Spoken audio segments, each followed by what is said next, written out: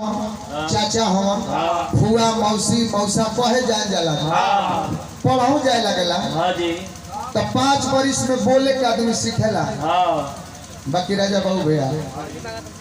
का बोले के बा आ कहवा बोले के बा केहू के जीवन बीत जाला और करा बोले ना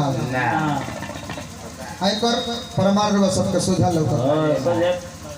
इनका के केतनो बाबा मना कर दिया जाए बाकी जबले ही असली ना बोले इनकर गीत गौ नहीं होखे वाला नहीं थे। यूट्यूब पे क्वालिटी पिटाई बड़े मंच पर यूट्यूब पर सब देखला ही बानी बाबा अब तो बड़ी महाने बनत बाबा ये करलाज नहीं हमरा एक दिन का से गाड़ी गरल भई रहे वो हम जननी ना बड़का बाबी हमारे गुजर रहले लिट्टी खाए गए रहे एगो मित्र के घर छुटका में तेलौस खाई ना जला देश में आई 13-14 गो कैमरा लग रहे अपन सट के आ के मरे पर हमार बेटी बहिन महतारी की करे के गाड़ी ना दल हम का जाना अनि तो हम दुआर थी कुली चुटकी लाई के कहले बने बाकी 2 दिन के बाद जब यूट्यूब पर चढ़ होला जब फोन आवे लगे भी कैसा गीत गौ नहीं है बाबा हम लाई बात के पूरा भोजपुरिया समाज से माफी मांगला है जबकि हमारे में गलती ना रहे फिर भी माफी मांगने की आज के बाद हमारा ओर से केहू व्यास हमारा के गाड़ियों दी तो हमारा मंडली की ओर से गाड़ी गरौल ना हुई का है कि हमारा पहले प्रभु सबका आशीर्वाद बा हम चाहो प्रभु सबके गीत संगीत सुना के रात भर रोके के हम क्षमता रखता नहीं हमारा से गजल सुन ली ठुमरी सुन ली झप सुन ली ध्रुपद सुन ली निर्गुण सुनी पूर्व सुनी प्रसंग सुनी हम सुना दे बाकी अब इनका क्या सोझा हमारा खड़ा कर दे आई ऐसा बात कहते हैं ना जवाब कर दिया जाए तो बाउर लेखा लागल लोग कह के देहतियो खत्म अभी कहते रहे कि वो हमार छोट भाई है अपने मऊ की सकतिया कर खातिर झगड़ा करते रहे हमार छोट भाई है मन करी तो कटिया कर के खाई मन करी तो सूत के खाई बोले नु ये बतिए को 17 जी चला ना जब हम तार छोटे भाई हैं तो हम कहाँ के वो काम करे जाए अरे भाई हम जिम्मेवार क्या वो ईंटा भाटा वाली करने के बुलडोजर बाबा गिट्टी छोड़बा ना हम रवा से भीख मांगत हैं हम सकेता में बानी एगो हमरा के दे दी एको टाली दे दे एगो तरह का रूम हम वीआईपी बनवा देता नहीं बुढ़ा भैया बड़ हवा तू केहू एसी मौले बा तो कर एसी हम मांगते हम सिलेंडर के बोलले बा व्यवस्था हम कर दे तू बड़ हवा तो काम करो हम चटाई लेके हम सब व्यवस्था कर देते हैं और रूम में तू चल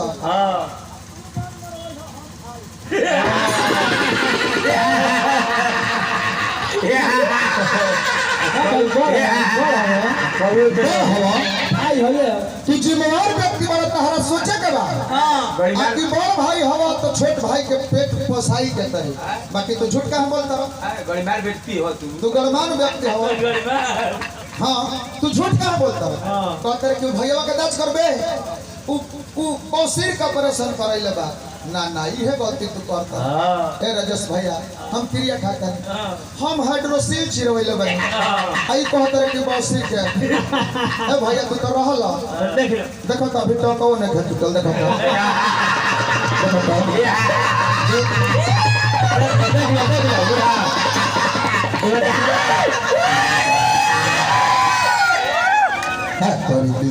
चश्मा लगा के देखो उधर ला दिए भाई हम उतने बोली ले कि जे जितना बोले हां और मैं खटा के तू बात कह तोरा बड़ भाई होता रहला तहरा लाज में खेला बड़ हैं दिए डाक में आदमी तो खाली बावरे के जवाब दे हटी ना देले अब तोहरो से कहत नहीं जब जिम्मेवार व्यक्ति बैठल बा गार्जियन लोग बैठल बा तो सब चीज के जवाब देवे के पड़ी तारा गीत के हम जवाब देते नहीं हम गीत गाय तो कर तू जवाब दियो खाली चुटकीले के जवाब नहीं खा देवे आई कहत रे कि गोबरा ले ले जो कल है ना दस गया कि गोबरा ले ले जो आ ले जाके आंगना में अपन लिपि हो आ कहिया का कौन गीत गो गौले रहे कि गाई के गोबरे महादेवा अच्छा ई का के गोबर ले जाके पड़ी तू इतना फालतू बोलत रह तार कलरिया धक आ गड़िया के पीछवा लाद के तारा के ले जेब अपने डेरावा पर आ वो मारी मारो कि हो के मत देबो अब तार चुरुकिया धर के पूरा घिसिया देबे तरे अपने लिखा जाए अरे का है कि खाली हगबे नहीं करबो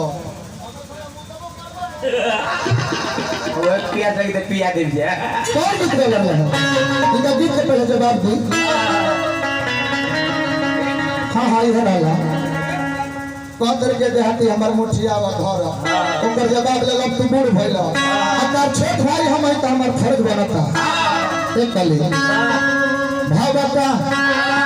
कि का फेरा में पड़ल बाला धामा में जोरा तारा फेरा में पड़ल बाला धामा में जोरा तारा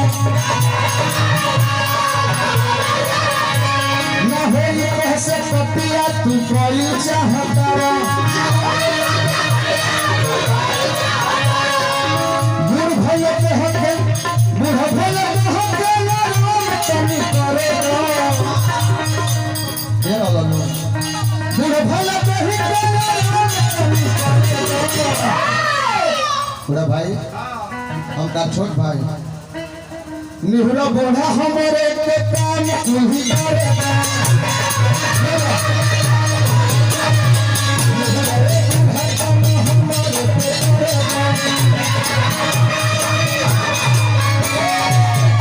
उठरेल दी बड़ भाई हो देखो हम कितना निमन बात कहते हैं कि अब तू बूढ़ भाई लो तू बूढ़ भाई लो तोहरा के निहुरावल का जाई तू अपने से निहुरल चालू कर दे हैं तो हम छोट भाई बानी तू काटे के नहीं थे तू खाली डांडारी पर चल के निहुरलो रहबन भैया हम काम अपने से कर दे मार के दे हाथ दे दुगोला हमारा से हो ओया अब तू हो लगा कर नटुरा नटुरा कइला काहे नाटुर खराब होलो से का भाई सब जो तरह चीज के एक पाना बोलने वाला अब 40 मिनट के तू समय में बाप हो बाप 1.5 घंटा तू गाओ तर लाज दिखला बता ऐला ना के नाटक नहीं अब तरीके संगीत में चला अब फिर तारा चुटकीला के उचित जवाब दियाई आ गीत हम जम गए ओकर जवाब वो दी काहे से कि तारा गीत के जवाब हम देले बने गलती ना नो नहीं चल चलाओ तो हाथी लगले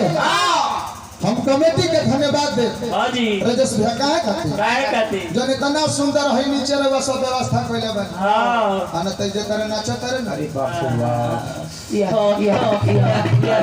खूब कसवाइले होई मजाक नहीं करते बाबा हमारा गाँव में आई रहे गो नाच दीना काका के हमारा को टाली लगेला ट्रैक्टर के टाली ना होला हां जी ईटा वाला दे दे पर आ 4 गो टाली लागल हां जने में 2 गो टाली झरल रही जानी बाबा ऊंचाई रही आ वही घड़ी बादल मामा के गीत एगो हिट कइले रहे आ 4 गो लौंडा नाचत रहस कौन गीत रहे कि चढ़ल जवनिया में कुल कुल ठंडा और बेसी खो जाता तेरा जलाइदा मदल भी जला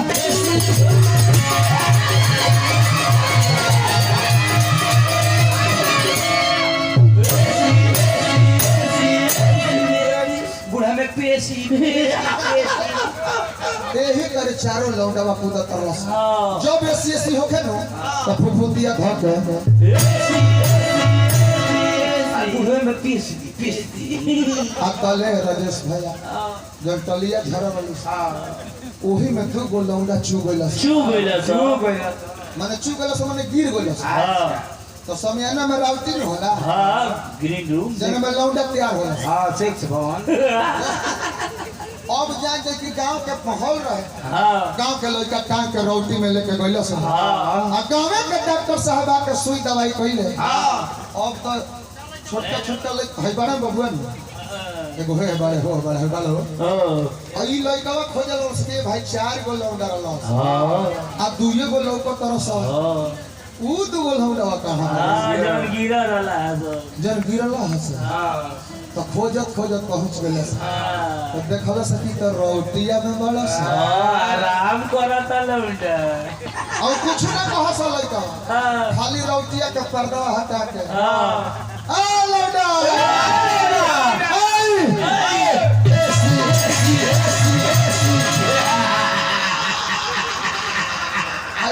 उ चप्पल लेके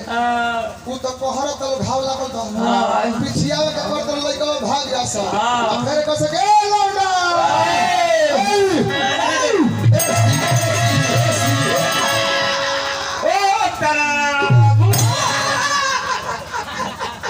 राम राम राम यहाँ के बहुत की विद्वता के विद्वान के सोझा विद्वता के बात करे के चाहिए बताओ बोलो पूछी कैसे ये कहाँ लिखल भाई है विद्वान लोग बैठल बा जब बोला मैं को बताओ ई कलम रिकॉर्डिया ना करबे हाँ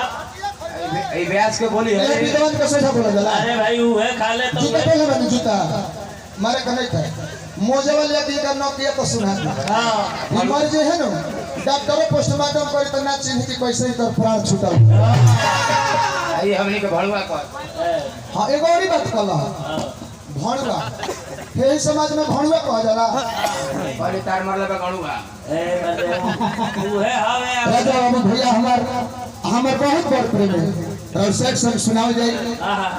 हमारा बका बका इनका चलते बोले का पड़ला मत बोले चली गाई गाना छोड़ी जा दी अब मत बोल जाई ना बोले का परी कैसे कि तार लकड़िया वाला बातिया बा हई नटुरा वाला चुटकिलावा बा हाँ और रखले बनी तनी पहले गीत गा ले हाँ गंगा बाबा दसावे तो बोली खाता नहीं आमा साला सहित मर जाए